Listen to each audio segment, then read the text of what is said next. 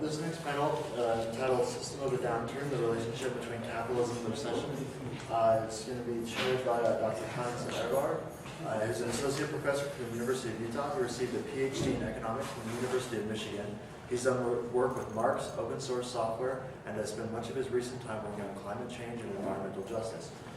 And also Gregory Lucero is a founding member of the Revolutionary Students Union, a UU philosophy grad, who is working on a union apprenticeship with IATSE Local 99 and a master's in business administration. So let's give him a hand. So, is that working? Okay, a little bit. So I'll go first, so I can keep my remarks brief, so Dr. Erbar can wrap it up. The question of the recession, I just want to cover a few empirical points about this most recent recession and tie them to the theoretical analysis of capitalism and the ongoing trends. So through this methodological analysis, we can sort of begin to understand a little bit of the structure of capitalism. So understanding this recession, this current recession, requires that we understand essentially default credit swaps. If you talk to most economists, if you even read the paper frequently, certainly you've heard default credit swaps. The basic understanding of a default credit swap is that you create a financial instrument which then insures a financial transaction or insures a sort of another financial instrument. So what happened with this most recent downturn is there were a lot of financial instruments insuring mortgages. There's been a huge upsurge in housing, and that housing needs people to get mortgages on it. And so there was a great deal of there were many mortgages offered to basically everyone. If you've seen any of the commercials of nothing down, you can move into your own home, why rent, et cetera, et cetera. All of those were part of this sort of housing bubble. Well, what happened is all these mortgages were bought, and they packaged mortgages together. So instead of just having your mortgage that is owed to a bank or a financial institution, basically all of these mortgages were bundled together and bought as a single lump sum. Well, there's not necessarily any problems on its surface with that, except that these mortgages were being offered to people who couldn't afford them. And in the logic of capitalism, the idea was we'll offer a loan to people who can't afford it, and then when they can't afford the loan, then we'll foreclose on them, and we'll not only get the money from the loan, we'll also get the house to resell. So this is doubly good for us. And of course, you've probably heard adjustable rate mortgage, an ARM, which is basically where your loan is for a certain period of time, and after that certain period of time, it adjusts, never down, always up, to an incredibly high rate. So the interest would go from 4 or 5% to 10 to 20%. So what would happen is people could make the payments on a 4 or 5% interest loan, but when it jumped to 10 to 20%, they couldn't even pay off the interest of the loan. They couldn't pay the rate of the loan. And of course, again, the banks thought this is a great idea because we'll foreclose on the house, we'll have the money from the loan, and then we'll also have the house that we can resell or rent out or what have you. Well, as John Maynard Keynes said, he's dead now, if you owe the bank $1,000, you have a big problem. If you owe the bank $1 million, the bank has a big problem. And this is exactly what happened. Numerous people were unable to pay their loans and were thus forced into foreclosure and bankruptcy. Sure, the banks got the houses, but there was no ability to resell them because everyone who could afford a house had already bought a house and had been thrown out through their adjustable rate mortgages and the extremely high cost of these loans. Well, this brings us back to the default credit swaps. At this point, the financial instrument is not that one person has defaulted on their loan, but because they were securitized, because they were given a sort of insurance, all these loans were bundled together. So if one person defaulted, that's a problem. If 100, if 1,000, if 1,000,000 people, default on their loans, that's a huge problem. Well, the problem is this triggered a crisis because everyone had these default credit swaps on housing. And suddenly, and again, it's an insurance, essentially an insurance policy, it's a fiscal tool. Suddenly all these debts became due and no one could afford them. And so we saw a wide collapse across our economy. Of all of the 5 major investment firms, only Goldman Sachs, I believe, is still standing out of like 6 or 7 financial institutions that had trafficked in millions and billions of dollars. Only one remained standing because it was the only one that wasn't tied up to these default credit swaps. Now, the cautionary tale might be, well, we should avoid default credit swaps, but there's a deeper story about capitalism. And that story is the drive for profit.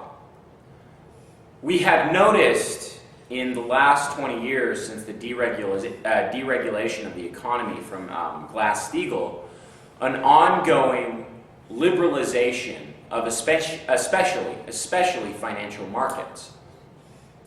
Capitalism is a system based on profit motive. And so there is an ongoing drive to create more and more profit, to make more and more money. However, the simple fact of the matter is the system can't hold itself. The money has to come from somewhere. It can't be conjured out of nothing. And so by and large, it comes from working class people. But there's a certain point in which you can't bleed any more blood from a stone. There's a certain point in which working class people can't continue to prop up the system. And that's what we're noticing in this recession. The banks, the financial institutions, they can no longer drain money from the creditors who have taken out these loans. And so we're in a liquidity crisis, which is to say there's not enough money flowing around the entire system. And this is actually the natural order of capitalism, to push for more and more money due to the competitive market, due to the need for profit, such that the demand for profit becomes so great that whatever is giving that profit, whether it's grain and the agricultural surplus of the Great Depression, whether it's slavery in the 19th century, the center can't hold. And this is the nature of capitalism. It pushed development and profit in housing to the point where no one can support it. No one can afford their loans. No one can afford to pay the exorbitant rates of banks. This precipitated a crisis that capitalism is always creating. A search for profit is always going to bring more crisis. So the recession that we're in, this downturn that we're facing, while certainly significant and greater than the most recent downturns we've seen in the mid-90s and the 80s, is nothing more than the normal functioning of capitalism. So I'll just be brief on my next point. But this is also the nature of capitalism, is to search for bailouts. And the bailouts may come in different forms. It may come in the form of a war, it may come in the form as a tax credit for either housing or automobiles. But capitalism is a political economy. So we can talk about the economy, we can talk about the default credit swaps, we can talk about the adjustable rate mortgages, but there is always a political aspect. And a political aspect much greater than simple deregulation, which allowed for this to occur. You'll notice that when the car companies were going under, harsh austerity measures were forced on them. Unions were forced to buy more stock in the company, wages were cut, retirement was cut, benefits were cut. But when the investment firms and the banks were having trouble, there was $80 trillion immediately freed up from both parties in order to restore liquidity. And of course, you can look at Greece, right? There was money for a bailout, but not money for social services. This is the political aspect of political economy. We are constantly facing the crises of capitalism, but because we live in a capitalist political economy, they control the political apparatus, they control the state, they control the government. And because they do, they are able to institute bailouts. They are able to institute a financial policy that is the government spending money that benefits them over everyone else. So these two components, the ongoing creation of crises by capitalism and their inevitable search for bailouts, which is to say governmental intervention into the very downturns that capitalism has created, are not new. They are not unique.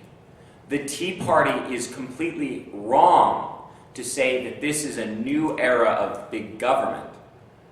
From Theodore Roosevelt to Barack Obama, we can expect a government intervention into the economy because our political economy is a capitalist political economy. Because in a capitalist economy, the politics and the economy themselves are geared to the benefit of the capitalists, not to the average worker, not to the consumer, not even towards a sane financial policy that will increase growth as gross domestic product. Currently, if I remember my statistics correctly, we are looking at a 50% idle rate in industry. We are looking at a 50% capacity in industry, which means the amount of work that firms are doing, companies are doing today, literally they could expand that, double that, and yet they're not because of a problem of demand. Workers do not have enough money to buy the products offered. Just as in housing, plenty of people want houses, but they cannot afford the cost of their mortgages. And so this downturn should not be seen as a unique situation. Neither this downturn nor the Great Depression or any other crisis should be understood as an exception to capitalism, but rather the ongoing everyday function and normalization of capitalist demand and capitalist profit. And so, again, with this downturn, what I want to stress is the drive for profit in the financial sector, in the banks, in the loan industry, has driven us to a catastrophe. But to simply say that is to ignore the systemic problems that will forever return us into a quotidian cycle of the ever same. And so I've already talked too much. Let me hand it over to Dr. Ehrbar. Okay, there are two ideas which are kind of in my head and which help me understand what is going on, and I don't claim that I understand it all, but I think I want to put those ideas out because I think they are ideas worth knowing anyway, and they may be helpful for you too. The one idea comes from statistics. I have been teaching econometrics and statistics for many years, and one of the things which I'm telling my students is the Cauchy distribution. The Cauchy distribution is what's called a fat-tailed distribution. So it's not, normally we look at, we assume things are normally distributed or something which becomes normal when you take averages over it, and the normal distribution has very thin tails. So extreme events are extremely rare. They practically don't happen. A thick-tailed distribution is such that extreme events can happen. They don't happen very often, but you can get extremely extreme events. And with a normal distribution, it just would never happen. It would happen in billions of years or something like that. But with a fat-tailed distribution, this can happen next year. And one of the things about those fat-tailed distributions, like the Cauchy distributions, is very unintuitive. If you take the average of two Cauchy distributions, it has the average of two has exactly the same distribution as each of them individually. And I'm saying this is unintuitive because we are used to the idea if we observe something, there is a signal in there and there is noise. And one way to filter out the noise and find out what the signal is of a noisy time series is taking the average, then the noise cancels itself out, and what remains is the signal. And the more observations you have, the better knowledge you have where the mean of the distribution is, where the signal is, as opposed to the noise. And if the reality, that's true for a reality which is based on thin-tailed distributions, but if you have a reality based on thick-tailed distributions, then this doesn't hold. Then if you take the average of your observations, they are just as much all over the place as each observation itself. And one of the ways to think about it is if you have two Cauchy distributions, then they have this potential to generate a huge outlier. So now you have 2 times this potential to generate a huge outlier. So averaging them out doesn't help because the whole thing can be jolted by a huge outlier. So why am I telling you about Cauchy distributions? The first time I kind of got acquainted with them was there's an economist by the name of Phil Mirovsky who wrote a paper which said, assume that the reality is not normally distributed, but it has thick tails, then everything which we are doing in econometrics is just is worthless. Because you cannot find through the econometric means what's really going on. Each econometric estimation result has as much information as just one data point. And we cannot, so it's incredibly misleading. And the thing with the default credit swaps is the following. In the last 20 or so years, some of the most desirable jobs were in finance. Some of the most intelligent people went into finance departments. Some of the best mathematicians went into finance departments because in finance they could compute those surefire portfolios which where all the risk was kind of cancelled out and you were sure or almost sure to get big rates of return on your investment. And these are those hedge funds, and you need a degree in statistics and in finance in order to design those hedge funds. And there were some Nobel laureates in economics were making a killing on getting really rich on those hedge funds. Now, the problem with those with this whole calculation which those hedge funds were making is that they assumed thin tail distributions. If they assume if you assume thick-tailed distributions, then all this goes out of the window. And I think this is what happened with the collapse in 2008. That this collapse was something which took all the finance experts by surprise, because they thought they had calculated the risk of those securities, and their result was this collapse would have been a 1 in 1,000-year event, but the collapse happened right then, and they just used the wrong mathematics, and basically they were the victims of the ideology that you can create value by removing risk.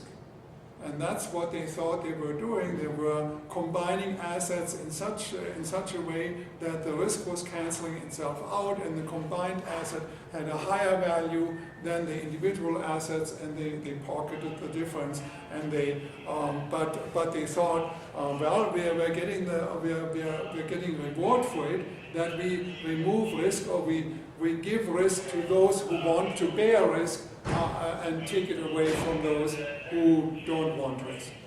And so this whole thing, went up in flames, and people were very surprised that this happened. And one of the things is they thought, they used the wrong. They used the wrong mathematics, although they were math wizards, and they had the wrong conception about where value comes from. We as Marxists know value comes from the labor of workers, and if you take a course in mainstream economics or in finance, then value comes from many things. For instance, if you repackage risk, you can create value. And where does it come from? They don't really ask this question, because value is something real, and how can you create real wealth by just accounting tricks, basically? So we Marxists are not surprised, but they were kind of the victims of their own ideology, and the idea of thick-tailed distributions versus thin-tailed distributions was a big factor in this. This idea of thick-tailed distributions versus thin-tailed distributions is also an issue in terms of global warming. That the events which we have in which we foresee in global warming, there can be extreme events, and those extreme events are not extremely unlikely, but they are likely. They can happen. And therefore, all the cost-benefit analysis, which mainstream economists do with respect to future risk of global warming, are completely misleading again, because they use the wrong the wrong framework here. So this is so the 2008 bubble was a mistake. So I would kind of disagree with you in the sense of saying that, oh, this is just normal capitalism. I think things are. It was not normal capitalism. There were several things coming together, and one of them was this.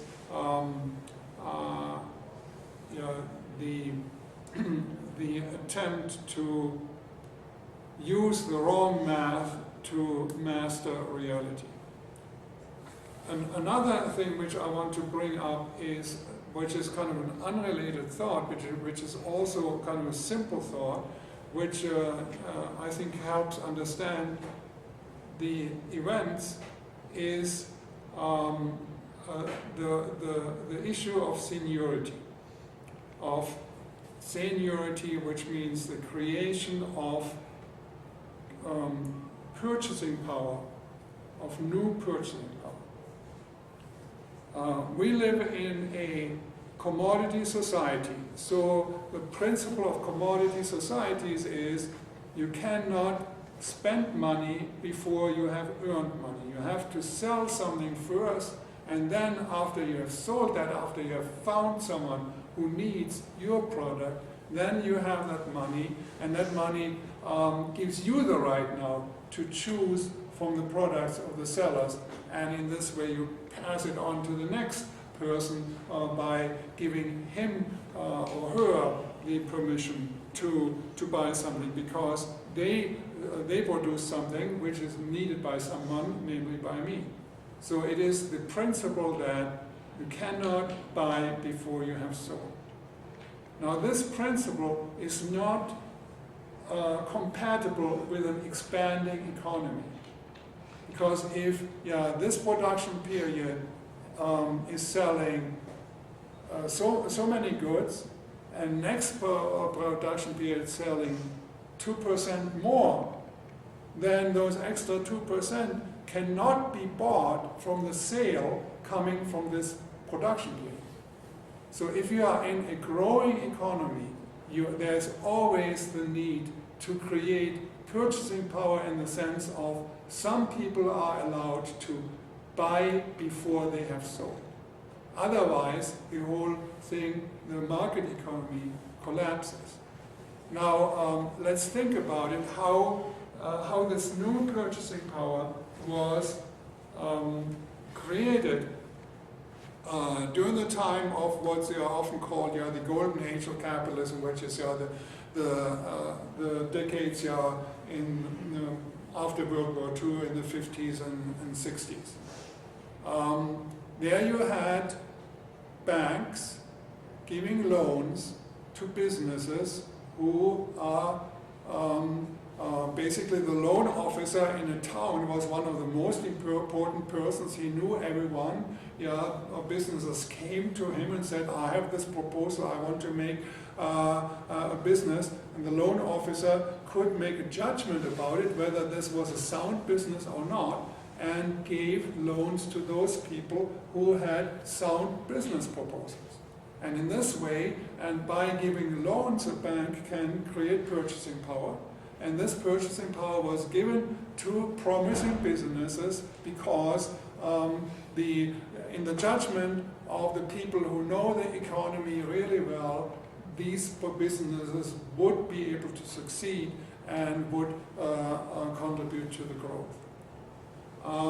That was in the olden days, and that was before the word securitization. Now we are no longer bothered with loan officers making those in-person inspections. Now everything is done by the markets, and this leads to it that the generation of new purchasing power is still an issue, but it's no longer controlled by the local banks, and it's somewhere else. And there was a proposal by John Maynard Keynes for the Bretton Woods international finance system. He wanted to have a currency, the bancor, which was where this seniority was controlled, and it was basically given to those countries which are most in need. So that if we have an expanding economy, and if there is someone who should be able to be allowed to purchase before they can sell something, then this should be a developing country which needs to build up infrastructure, because that allows them to build up a productive economy. And in this way, that would be kind of a rational capitalistic way of dealing with new purchasing power.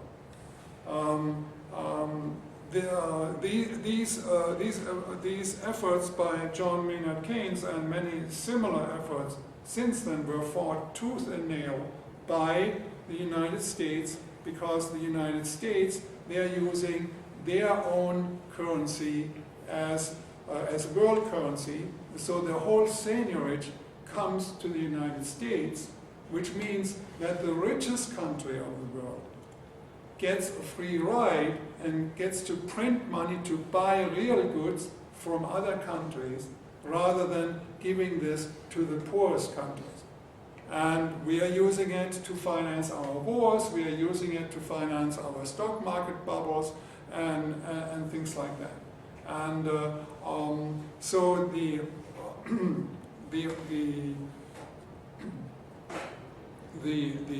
issue, why is it so easy to make money in the United States and much harder to make money in any other country, is exactly that our businesses are really greased up by the fact that we can create demand out of nothing. We don't have to worry about our balance of payment. That is other people's problems, and therefore we can we are unconstrained, and this leads to this has led at the beginning, this was a situation which was realistic, or which fit together with reality, because right after World War II, the United States had this seigniorage, but the United States also was the country with the highest technology, and was the one industrial country which emerged from World War II unscathed, with all their industrial capability intact. So they were economically the giant behind, which allowed them to print dollars, because everyone else who needed certain things, they had to come to the United States to buy them. For instance, it was not possible to buy airplanes. You had to go to Boeing or McDonnell, some of the American firms to buy airplanes. You could not get them, at that time, you could not get them basically anywhere else. And so they were the leaders. But now, over time, other countries have risen up, and the United States is no longer the economic superpower which it used to be, but it still has the dollar as a world reserve currency, and but the dollar is on very shallow grounds. And now, what does that have to do with the crisis? See, in my thinking, and in the thinking of many other economists, for instance Hyman Minsky, who is kind of ultra Keynesian, who is has done work about financial stability, crises like the Great Depression in the 30s, or something which happened now in 2008, they are a necessary part of the system, and they have a cleaning function, because they remove the overhang of credit. So those crises mean that lots of people who are the creditors losing money, and the people who are debtors are gaining money. But the debtors are usually the productive capitalists, and the creditors are basically the parasites on the system. So it's good to clean out those parasites, and that's what happened in the 30s.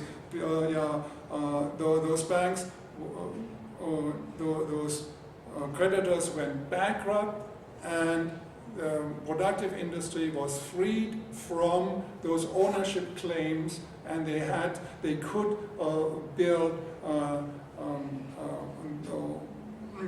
new. And then over time, more and more ownership claims came again. In the 50s, and 60s, American firms were not indebted at all. They had financed their expansions by just retained earnings. And then in the 60s and 70s and 80s, more and more outside financing came in, and now every firm is basically under a big weight because there are lots of people having creditor claims on the product of those firms. And a crisis, when those creditors are nice enough to go out of business, then we should just let them go out of business and say good riddance, because that's good for the economy if we get rid of this credit overhang. And why could the United States not do this?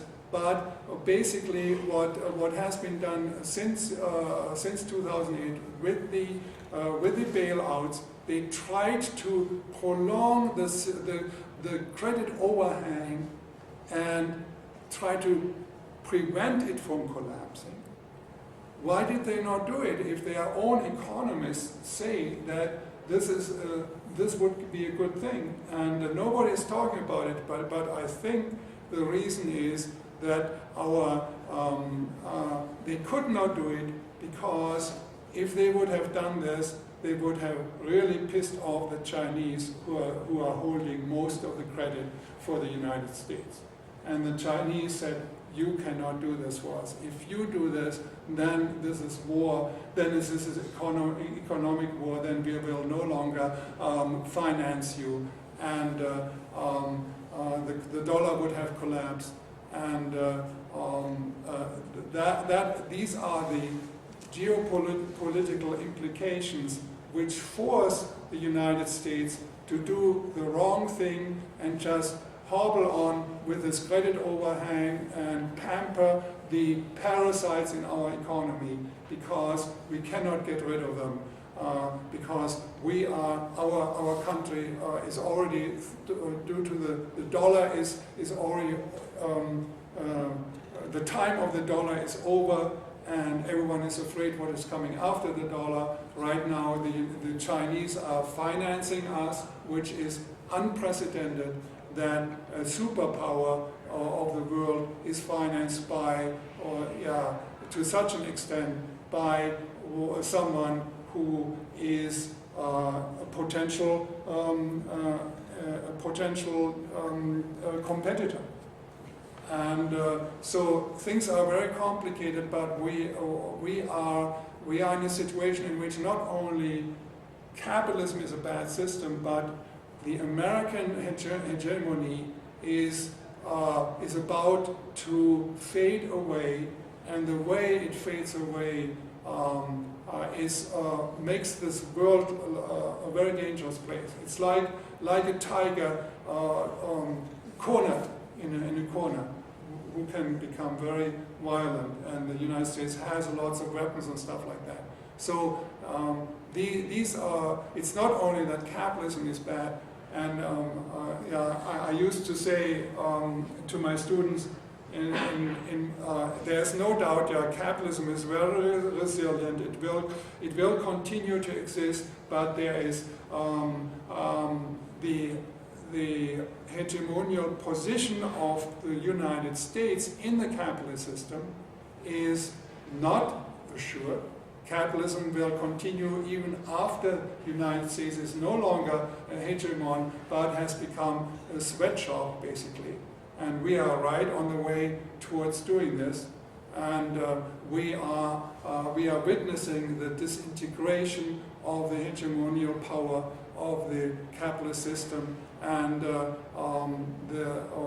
are no right answers. As far as the ruling class is concerned, there are of course right answers as far as the working class is concerned, but the ruling class, they're just tumbling from one crisis to the next.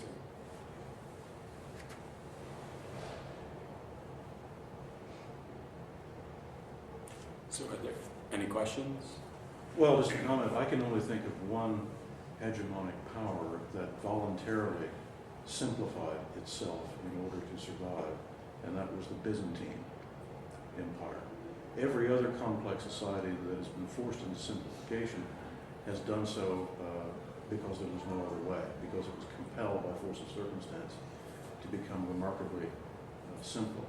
It doesn't strike me that the United States has the political capability to do what the Byzantines did after the Crusade invasions of the 12th century.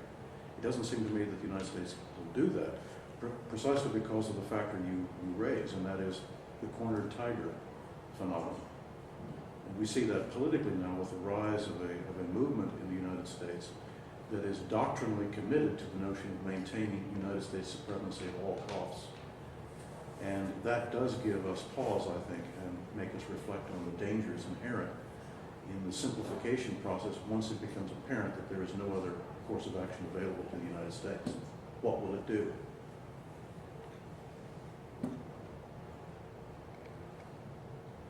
Well, in this case, I would certainly agree that the United States is a tiger.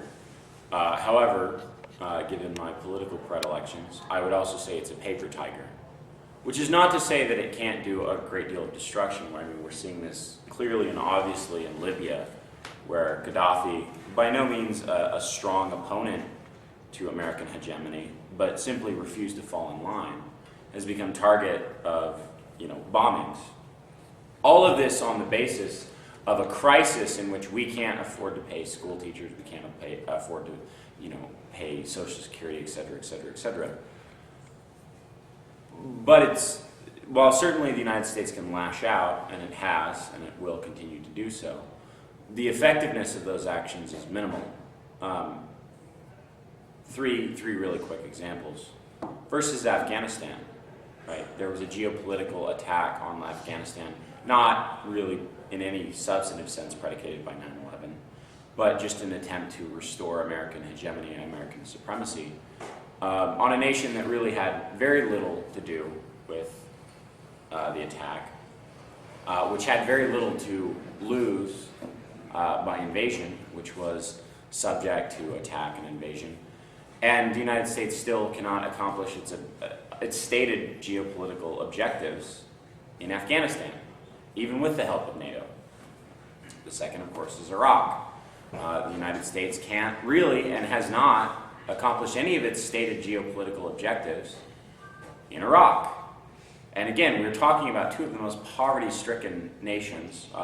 Afghanistan had the highest infant mortality rate. It's been a desolate war zone for the last 20 years since the United States financed the Islamicist fight against the socialist Soviet Union. And Iraq has been under sanctions for 10 years and constant bombardment through the so-called no-fly zone. And the United States still can't achieve its geopolitical objectives. Both of these are obviously combat and military oriented. But the other thing is the Chinese. If any of you have a long enough memory, you can remember the screaming and yelling and crying that the United States did in regards to China, especially the Chinese currency. They said the yuan which is the Chinese currency, is undervalued. And so that makes China more competitive on the world productive stage than other nations that have comparable productive forces.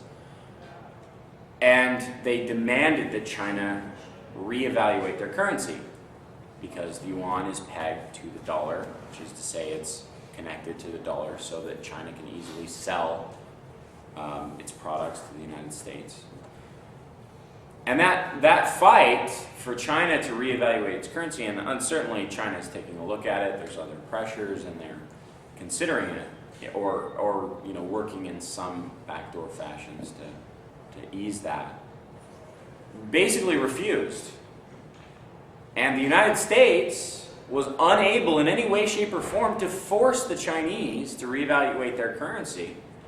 And in the very process of them denouncing the Chinese, we had this massive debt crisis, financial crisis, in which suddenly, almost immediately, almost overnight, the tables were turned, and it was the Chinese demanding that the United States get its debt under control. And we currently hear neither hide nor hair out of some, besides of course some right-wing talk shows, about the Chinese currency.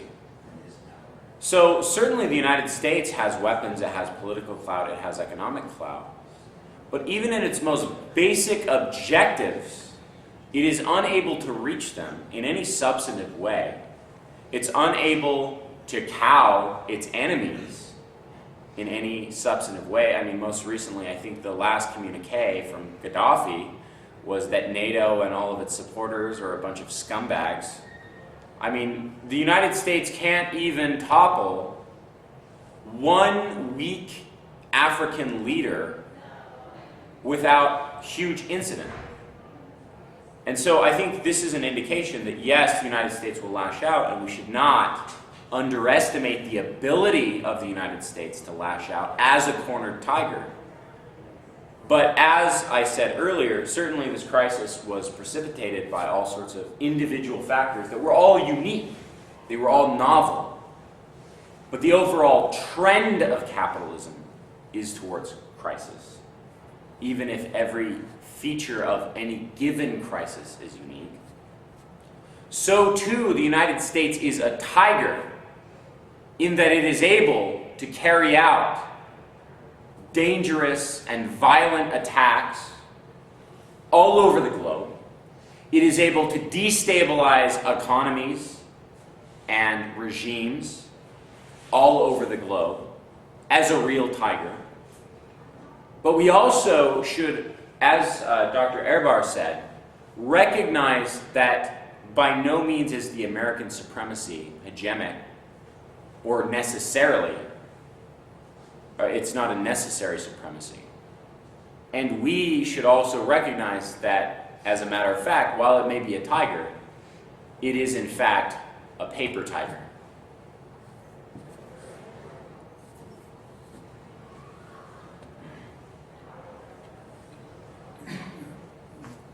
Discussion? Any other questions, comments? Yes, in the back. As far as when we're talking about reasons for the recession, and another crisis which we may or may not be coming up upon is this idea of student loans. I'm wondering, Doctor, your perspective on that. Student loans. Which I think I've heard that more people in this country have student loan debt than they have credit card debt. Yeah, I'm not familiar with this. So just one thing, it is, in my mind, a sign of a decaying empire if they don't educate their youth anymore. And making schools unaffordable is like refusal of educating. We have benefited from that brain drain as long as the United States were still working or seemed to be working. Yeah, lots of intellectuals from all over the world came to us, but we are losing that edge too. We are no longer the main inventors. Other countries are doing that now, and China is formidable in how much they educate their people and how much they promote technology and how much they invent. So that's maybe people say after the housing bubble there may be other bubbles in the works. Bubbles. Maybe also student loan bubbles or credit card bubbles and stuff like that. Apparently what we see now is a sovereign debt bubble, that everyone flees into sovereign debt. That's why the dollar, despite its weakness, despite the structural weakness of the whole financial system, the dollar has a high exchange rate, because whenever this weakness manifests itself, then you have immediately the safe haven effect that everyone goes to the dollar because they think the dollar is the safest in this whole system. Although the dollar is the reason for, one of the reasons for those crises, the dollar itself does not get punished by the market for being the reason for those crises. It's one of those perverse effects of markets. And so I don't know enough about the student loans, but I feel with you. I think I know at the University of Utah they have increased tuition in several years in a row by 10, 20%, and there was not a peep from the students. And I think it's up to you to say something about about tuition increases. This is a real issue, and that's an issue which is not only your own interest, but you're speaking for the interest of the whole nation if you speak out for lower tuition and affordable and better education in this country.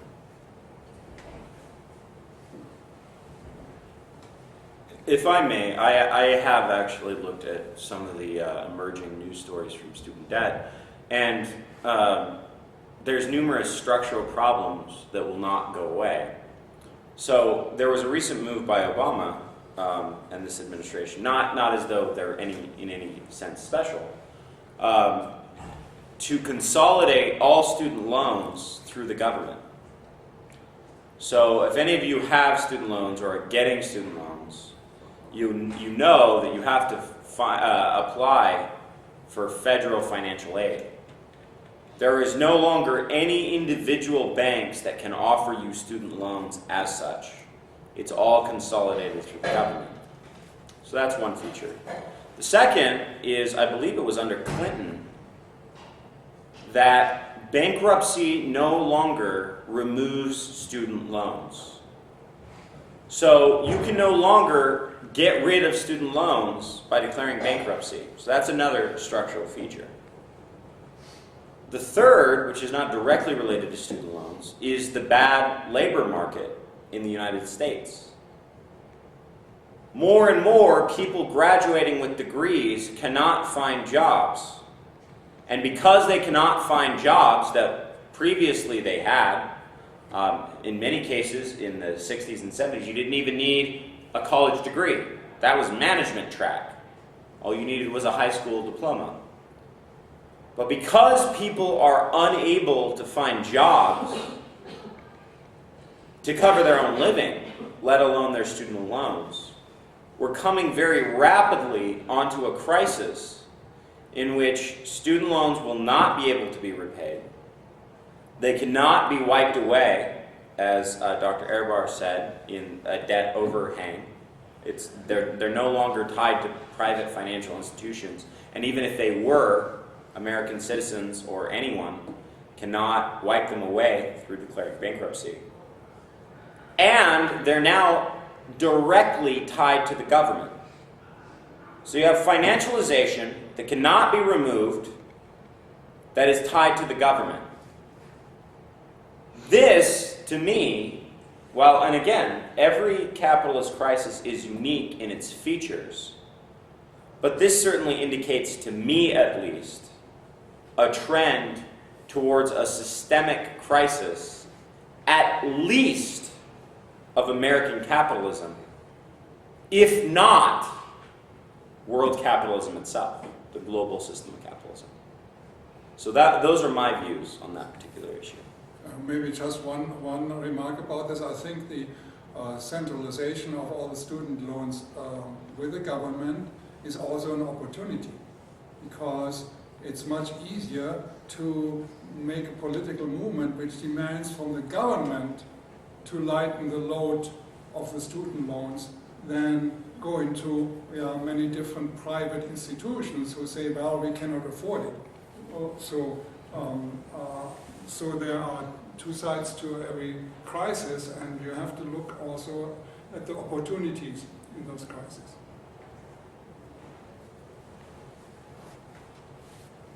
Moving loans from private banks to the government was a good step, but the only progressive thing that Obama has done. What the banks were doing simply was having the government pay all the losses and pay the banks, and they would get their interest off it. So the government was giving us the loans, but they had to send it through these banks, which charge their enormous toll. So the banks have been removed from that toll, and now you get the loan directly from the government. It's a lot better, it's a lot easier for the U.S. taxpayer. I don't know if it works out any different for students. Well, and I certainly agree with that. But when we're talking about the system of downturns that is capitalism, I of course agree with Dr. Ehrbar. Every crisis of capitalism presents an opportunity for organization, an opportunity for change, an opportunity for resistance. And certainly we're, in a very certain sense, better off now that the private financial institutions like banks cannot charge on what essentially the government was paying anyway. Most financial institutions are parasitic on government anyway. But the key is, as a structural feature of capitalism, this is pushing us towards another crisis. Which is not to say we shouldn't use it in whatever ways that we can to build resistance, to build, I will just say personally for myself, to build revolution.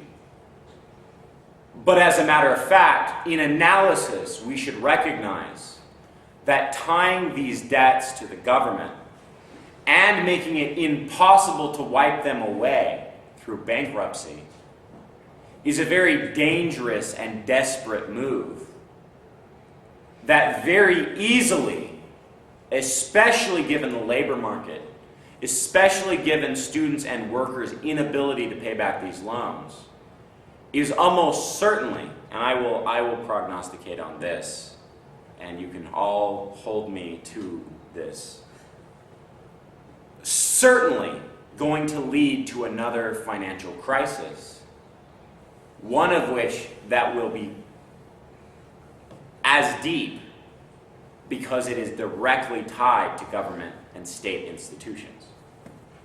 That's, again, my view.